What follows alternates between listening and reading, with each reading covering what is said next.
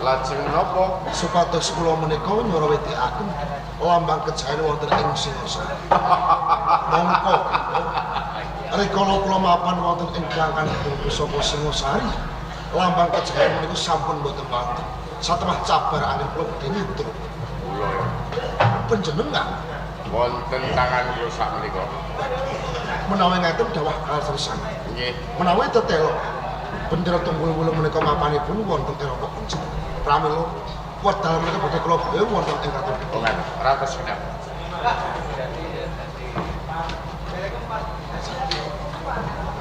Menika bendera Tunggul-Wulung. Menika.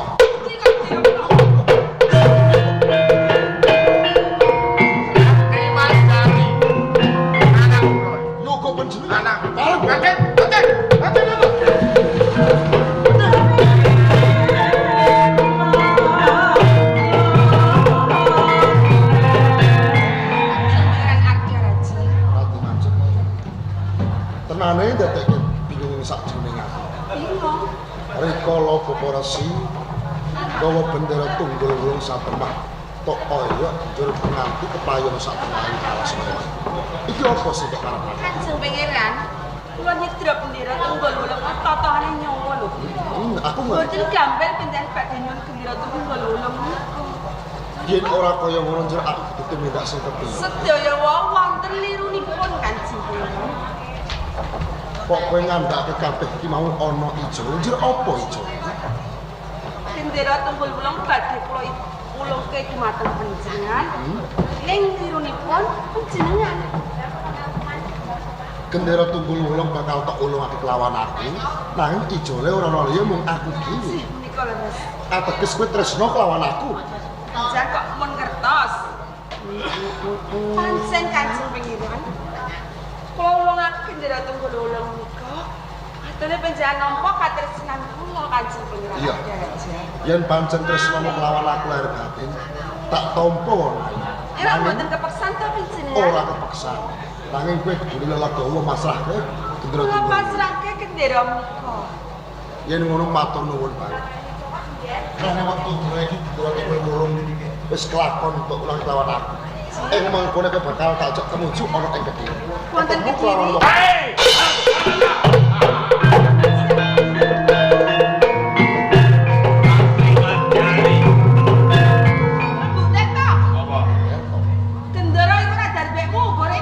Senajan ora darbekmu, iki uga ora duwekmu.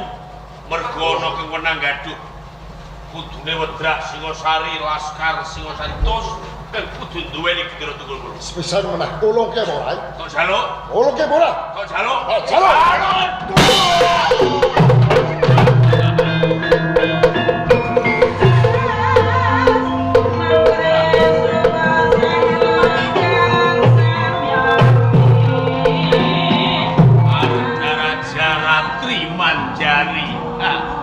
Gendang kalau ana bendera Tunggul-Wulung. Lho, ora kestiwa.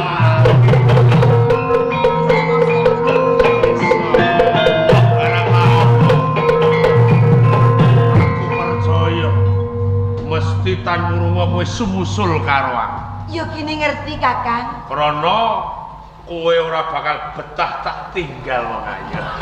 Kakang, Iya. aku ora iso urip tanpa sampeyan. Mula ora keteng aku ninggalke ing kepatihan, ninggalke Kanjeng Rama, aku goleki sampeyan Kakang. Kuwi tenan. Ning uripku kedarang-darang. Kakang.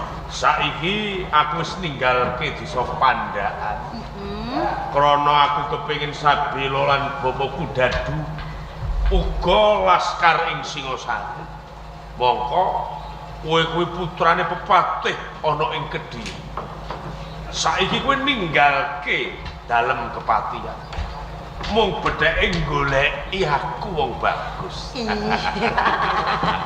Ora ana kok tok alem dhewe. Nek ora tak alem dhewe ora ana sing alem ya, Dik. Kakang, Apa? Kakang Lembu Tirta wong bagus. Tenang. Aja kuwatir, Kakang. Aku kepengin urip bebarengan kelawan sampeyan. Cilik rekoso gedhe temekaning pati, aku lilo. Kuwi tenan. Nek ngono kowe bakal tak kanthi, aku bakal goleki Laskar Singosari den Mas Wijaya tak aturke Gendera Tunggul Wulung. Yen kaya ngono rasa kesuwen. Ayo melu karo aku wis ayo. Bareng-bareng.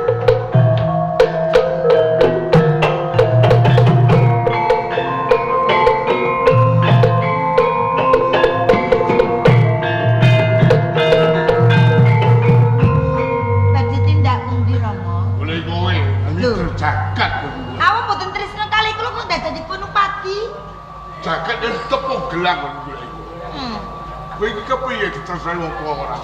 Nyatanipun katresnan kula nggih calon bojo kula penyan tundung Rama. Ora Kesti. Aku njaluk pamit aku tak luwih wedi karo Pak. Aja Kakang. Iya, kamu nesu ora Kesti. Aja. Sing nesu sapa?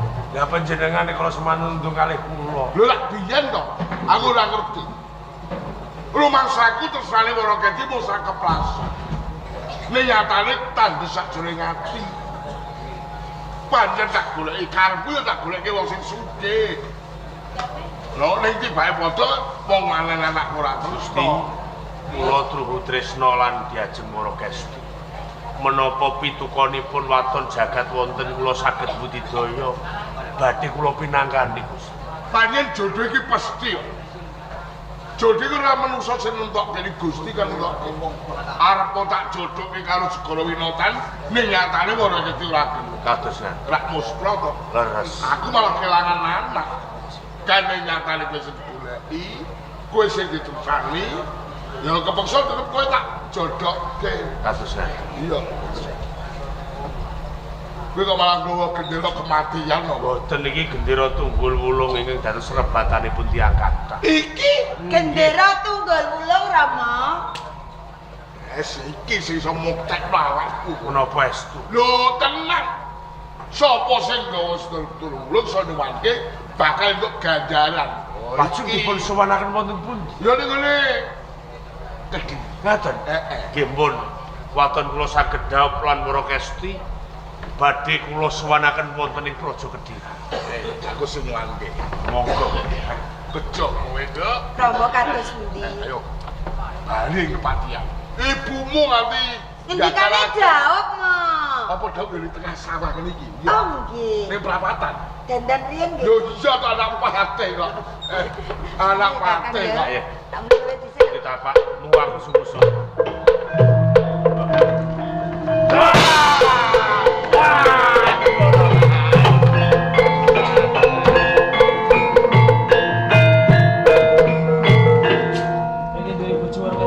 Ngipi. Kita empuk omong aku.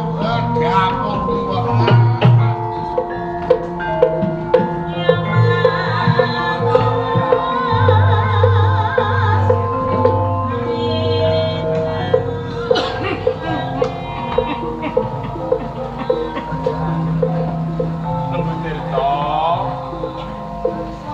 Panti pajar sampe nakmu dhewe.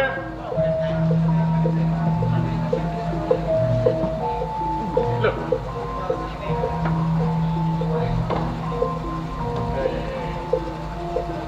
Ya, mbok menawa durung titi mangsane dipundhut ngesot dalem Gusti kang murbing gagah.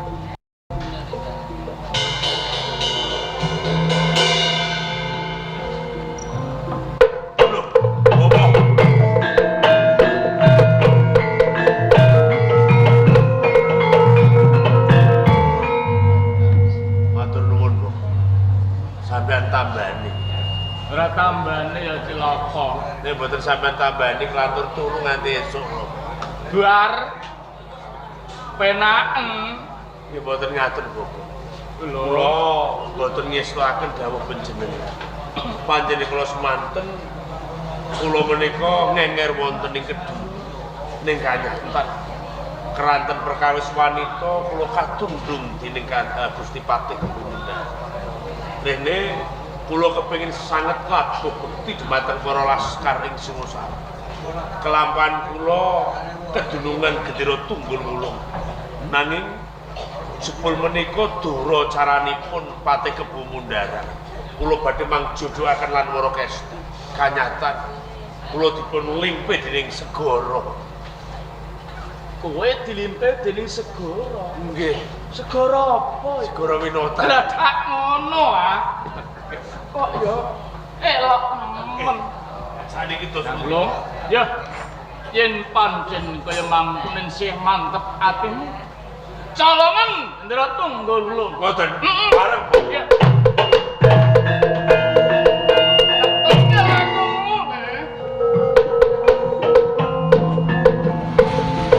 Kene kene.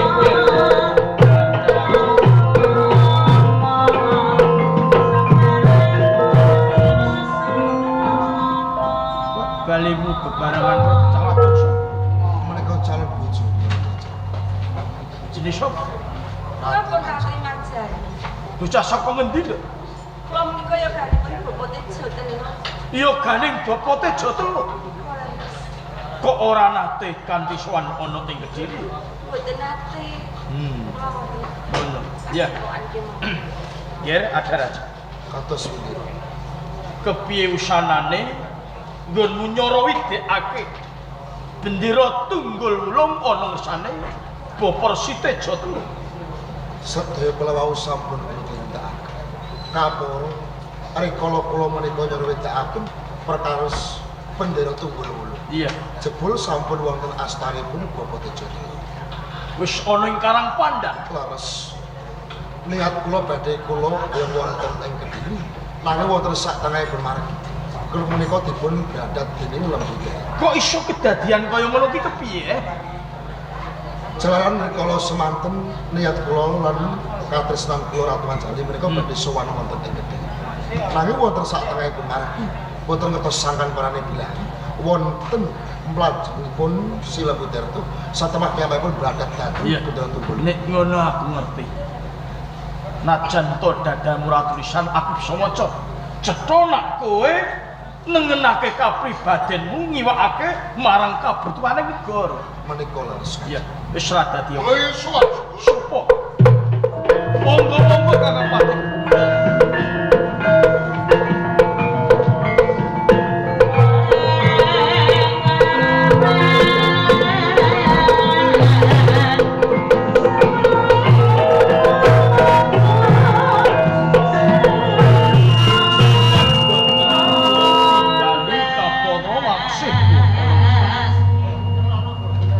Tulisan kula badhe ngaturaken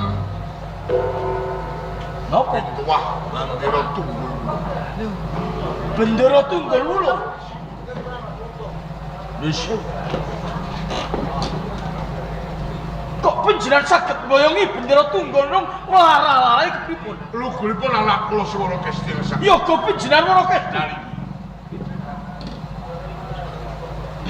Ada raja Segara Winata iki lho patut tinulodo atase bocah wadon ya putrane Kakang Patih Kebo Mundaran bisa mboyongi bentuah bendera tunggul. Ora Kesti Sabda katimbalan. ingsun nilakake gunging panuwun dening jeneng sira wis bisa mboyongi bendera tunggul ulung. Sampun dados sejiban kula. Nanging ngerti Wara Kesti, Inji. aku bakal mitaya marang rening bendera tunggul ulung sing bisa mboyongi kuwi sira. Kapara ing dina iki bentuah bendera tunggul ulung tak pasahke jeneng sira supaya ngeksa aja nganti uwal sangka tanganmu. Ngestakaken dawuh. Ora Esti. Inji kula Rama. Kowe dudu kanugrahan. Ning mratandhake kuwi kewajiban kang abot. Inji. Aja lan sembrono. Kowe ngreksanane Kyai Bandara Tunggul. Kados ngaten Inji Rama ngestakaken. Ngono, papanke ana gedeng pusaka. Iya, sing ati-ati.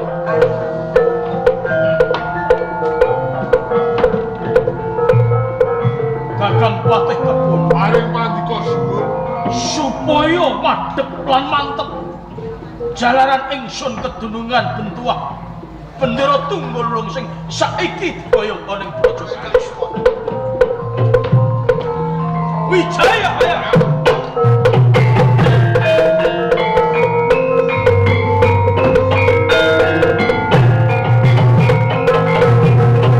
Untuk mana sunduk kula balik kepok ya. Nyawa menik. Sampun Kakang Patih Bundaran Ardaraja lan sira Segara Winata.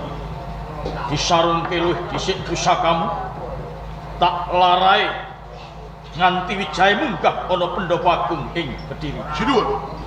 Mula satu oleh panjalan mesem. Sinten Wijaya. Mendadak dipun larang. Aku ngerti apa sing kok karepah. Mula lungguh saktara. Wijaya Jo. wis sugih kendel Bondowani atas sing kowe mungsuh ana ing Praja Kediri. Wani munggah ana Pendopo Agung Kediri. Apa karepmu? Namung badhe suwita ngabdiaken Sembilan Rogo. Suwita. Gek kowe engko duweni niat sing ala marang ingsun. Menapa saged kelampahan? Selaran kula menika namung badan sajuga. Nggih Kakang. Napa nggih badhe wantun lan kelampahan? Namung badan sajuga kok badhe wantun kalian prajurit wonten ing Kediri. Ya. Ingsun ra kabotan Wijaya tak tampa suwitamu nanging kowe ora ndak keparengake mawor kawor marang satriya-satriya kae kapara kowe mapan ana ngasrama ati. Nelaken gumpan ringkeng tanpa pamit. Nanging kula gadhe panyuwun. Apa panyuwunmu Wijaya? Raketang sajeng kang bumi ing Wonotari. Kanggo apa Wonotri? Kanthi pupuk jalaran karman kula menika miyasa lan yara santa ingkang gawe. Nek ngono padha kelawan ingsun. Ya.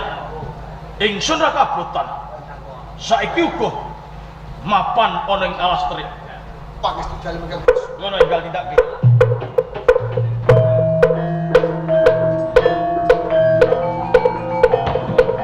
Kakang Patih Bundaran. Bosel.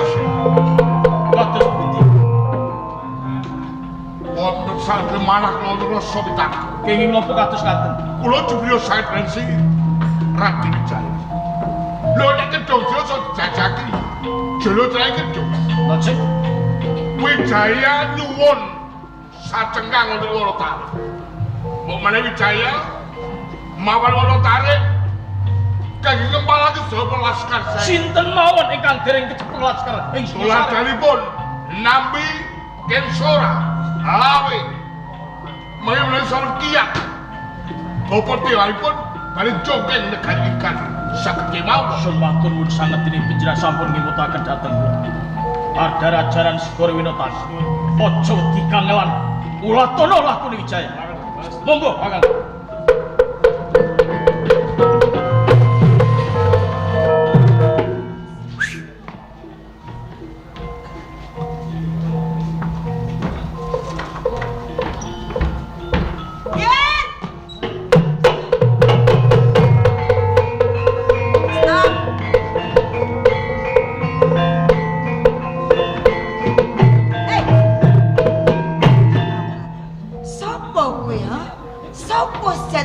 Loh, kakak rambut Tirta. Apa karepmu? Aduh.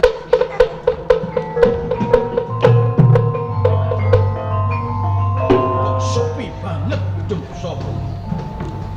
Ora ngendi kaya. Para Kasti. Loh! Bendera tunggal.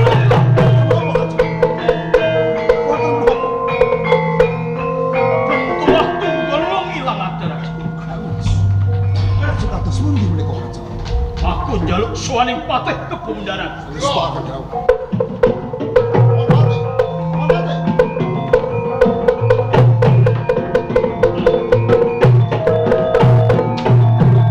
Jebul boten inten kabar pisan.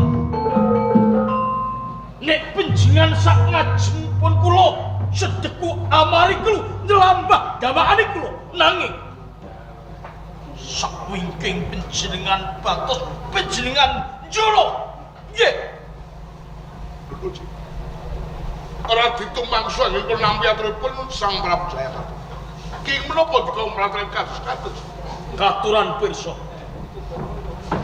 Bentuah tunggul ulung ical nyarengi putra panjenengan Siwara Kesti ugi boten wonten ing gedung pusaka. Kula saged angarani icaling bendera tunggul ulung boten sanes dipun betoyoga panjenengan Gayatri. Kula kok malah pumunjul panjenengan. Pripun? Lho pamrih menapa kula kok ndalangi anak kula? Boten namung Wara Kesti sing boten wonten. Putri Gayatri Kical. Putri Gayatri Kical. Sinuwun. Salguten kula kalih pira sewu babar pisan boten milih negari wonten ing Singosari.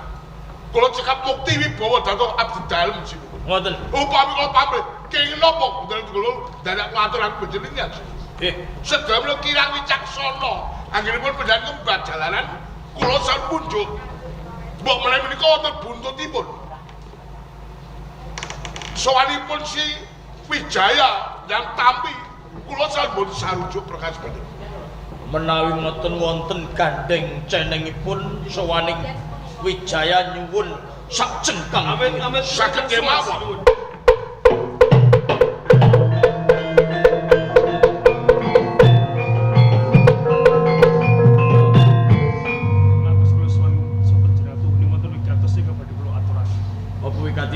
Pirsa kelampahan Lastari punika sampun kababat malah kaporo Ken Sora Wijaya Nambi lan Lawi ngembalaken kegiatan kangge rubuhaken prajurit Kediri lan ugi Gayatri wedal menika mapan wonten Lastari. Nek ngono ketap Wadyabala ing Kediri. Ayo derek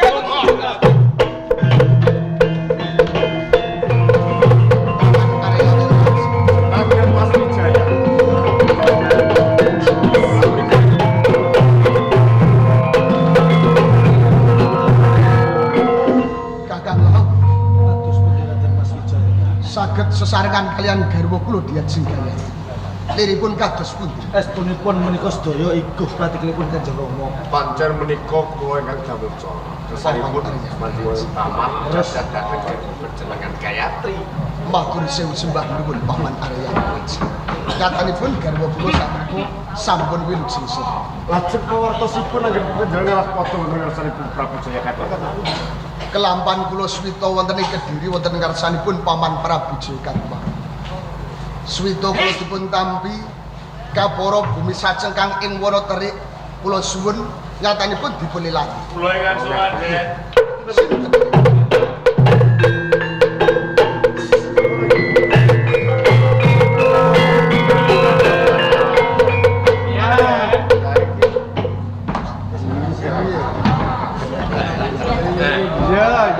Ora apa-apa ya.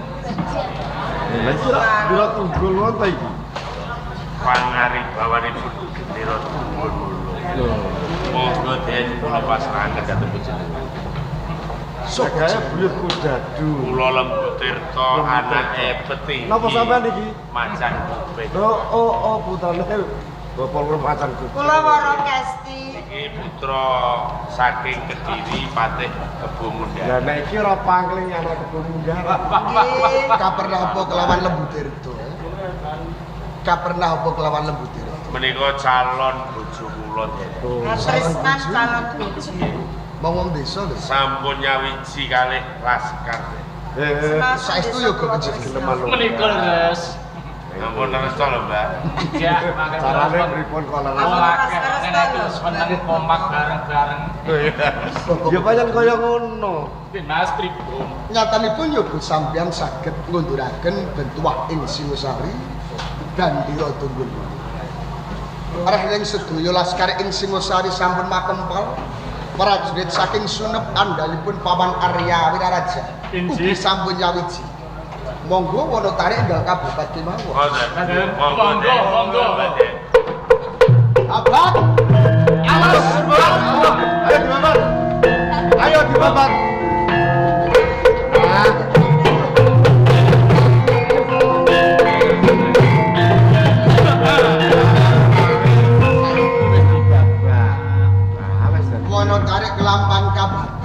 menika ketingal Hati-hati kaya ngene. utawi kita. Jumbahaken dhateng kedadosan lan kahanan. Sedaya laskar ing Singosari prajurit saking Sumenep menika sami salib gondangipun. Oh nggih. Monggo mboten wonten iki dipun dahar kejawi namung woh mojo. Wonten Dewa, ngaten kok. rasane pahit, Den. Pundi? Malah teng mriku lho, mboten kula tak kira dilas to. Menawi ngaten sami. Jebul rupa-rupane woh mojo menika kok pahit. Oh nggih leres niku Kersa Pak. panjenengan dados seksi. Dados seksi nggih kula ingkang Padukan menika kula paringi tetenger mojo pahit. mojo pahit.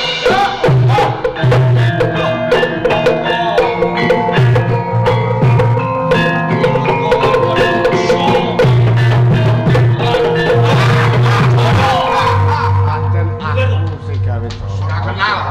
Delian. Oh. Rangira babar pisan yen kowe duwe tindak sing kaya Sak karepmu gen ngarani lama. Ambi, segaramu so. Jaya. Saiki padha ketemu kuwi Lemutir to musuh njaluk. Tetep lemutir to alas terit sak cengkang kanggo nglumpukke laskar-laskar ing praja Singosari. Rak leres to. Iya, mboten sisa sapa kuwi. Biyen musuh saiki tetep musuh. Age, bubarke. Mboten saged. Loh, lakon tak ulung.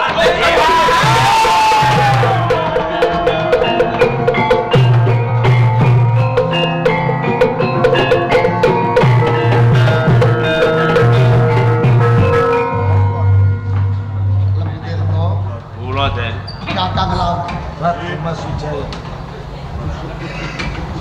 Sanggit itu. Paman Arya Wiraraja. Nggih.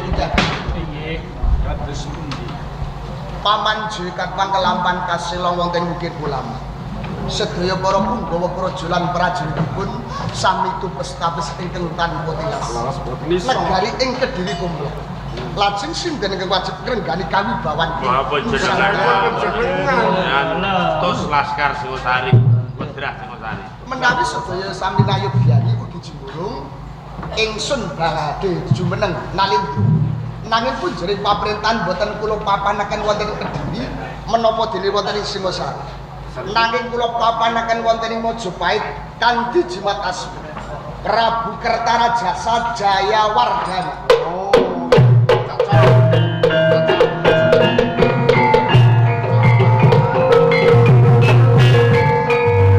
Kedadosan ingkang dumadi menika saged dipun wastani candra sengkalanipun rasa rupa dwi sitangsu. Rasa menika 6, rupa setunggal dwi kalih sitangsu setunggal. 6 siji loro siji nek diwalik siji loro siji 6. Menika taun saka. Menawi dipun jumbahaken dhateng taun Masehi menika taun 1294 dumadinipun negari Mojopahit. Oh nggih leres. Pramila ingsun badhe madhep wonten satengahipun. Badhe paring nugara dumateng sinten kemawon ingkang sami bebantu ngedekaken negari Mojopahit. Tuladhanipun Paman Arya Wiraraja. Ageng lelabuhan panjenengan nderek bebantu ngedekaken negari Mojopahit. Panjenengan badhe kula paringi nugara minangka mangarsani bupati ing Brangwetan kanthi jejuluk Mantri Muka Pramuka.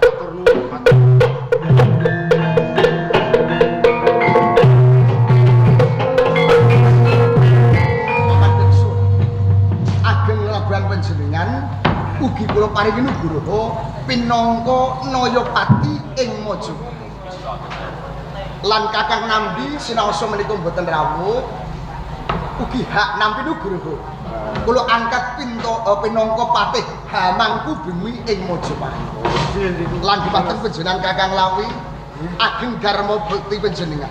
Uga ingsun paringi nugraha mangarsani ing Kadipaten Tuban kanthi jimat asma Hadipati Amonco Negari. Wis jauh. Lan slira Nggih, kula nyuwun ragat ke kawinan mawon.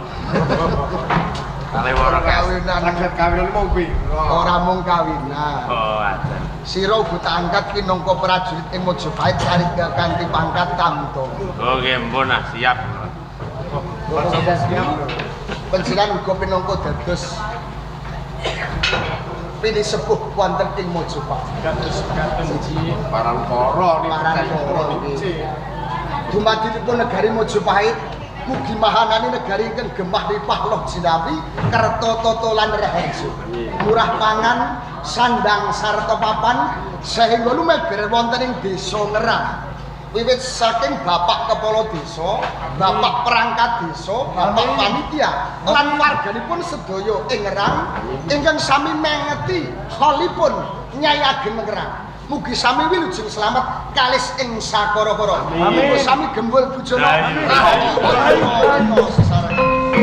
Sampun